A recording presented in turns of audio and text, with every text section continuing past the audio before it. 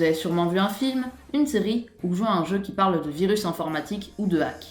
Je me suis dit que c'était intéressant de parler de fiction après ces 5 dernières vidéos plutôt sérieuses. Donc aujourd'hui, on va voir les malwares et les hacks dans la culture geek. Donc, on commence avec Wargames, un film sorti en 1983.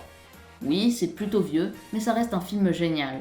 Pas tant que ça pour ses effets spéciaux, mais pour son intrigue, qui met en scène de jeunes pirates qui pénètrent un puissant ordinateur militaire en découvrant tout simplement que des jeux de simulation y sont installés. En jouant à ces jeux, les pirates ne réalisent pas qu'il ne s'agit pas d'une simulation, et ils peuvent donc lancer de vrais missiles, en commençant ainsi la Troisième Guerre mondiale. Le film montre de vrais trucs de pirates de nos temps, mais l'élément principal de Wargames est faux. Internet est né en tant que réseau militaire. C'est pourquoi les protocoles originels d'Internet disposent d'une protection minimale faible à la base. Il est supposé que n'importe quelle personne accédant dans un terminal informatique soit 3 fois plus contrôlée par l'équipe de sécurité dans la vraie vie. De nos jours, ce n'est évidemment pas vrai.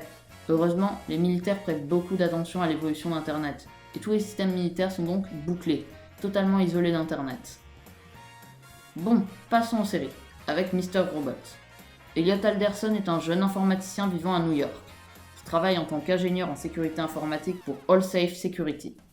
Celui-ci luttant constamment contre un trouble dissociatif de l'identité et de dépression, son processus de pensée semble fortement influencé par la paranoïa et l'illusion. Il pirate les comptes Facebook et Twitter des gens, ce qui le conduit souvent à agir comme un cyber-justicier.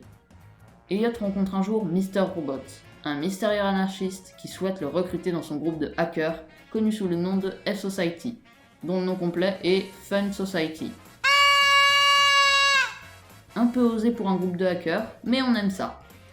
Leur objectif consiste à rétablir l'équilibre de la société par la destruction des infrastructures des plus grosses banques et entreprises du monde, notamment le conglomérat E-Corp, surnommé Evil Corp par Elliot, qui, comme client par ailleurs, représente 80% du chiffre d'affaires d'AllSafe Security.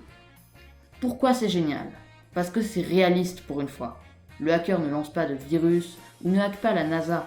On suit seulement un adolescent qui hack pour défaire une société dystopique, et ça, c'est bien. Bon, on va finir avec un jeu vidéo, et en plus d'actualité, la licence Watch Dogs. Chien de montre. Ok Google.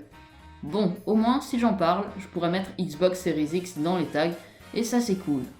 Bon, parlons du premier. Claqué au sol. Parlons du deuxième. On incarne Marcus Holloway, qui est un brillant hacker venu d'Auckland. Pendant son enfance, il a été accusé à tort par le CTOS, un logiciel de stockage et de sécurité. Coucou. Non, pas lui. Bref, le logiciel a fait le lien entre ses informations personnelles et le crime. Réalisant que le système porte préjudice aux citoyens innocents de San Francisco, il décide de travailler avec le groupe d'activistes DeadSec pour prendre le contrôle sur le système CTOS et arrêter son créateur. Plus concrètement, le jeu est un open world où on hack, contrôle la distance des machines. Si le jeu n'est pas réaliste comme les Mr. Robot, c'est un jeu magnifique et vraiment jouissif. Je le conseille à tous les amateurs de bons open world. Et non, désolé, toi tu n'en es pas un.